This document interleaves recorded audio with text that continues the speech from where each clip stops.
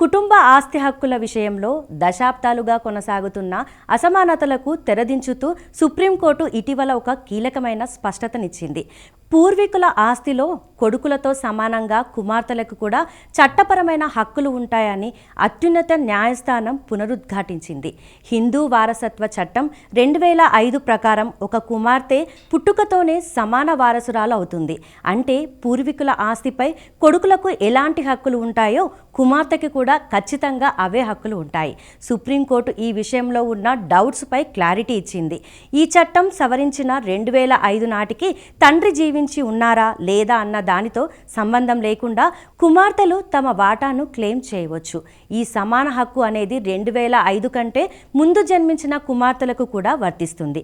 కేవలం 2005 కంటే ముందే చట్టపరంగా ఆస్తి పంపకాలు పూర్తయి ఉంటే తప్ప మిగిలిన అన్ని సందర్భాల్లోనూ కుమార్తెలు హక్కు చెల్లుబాటు అవుతుంది. హిందూ చట్ట ప్రకారం ఆస్తి పంపకాల విషయంలో అన్నదమ్ములతో సమానంగా అక్కా చెల్లెలు నిలబడవచ్చు.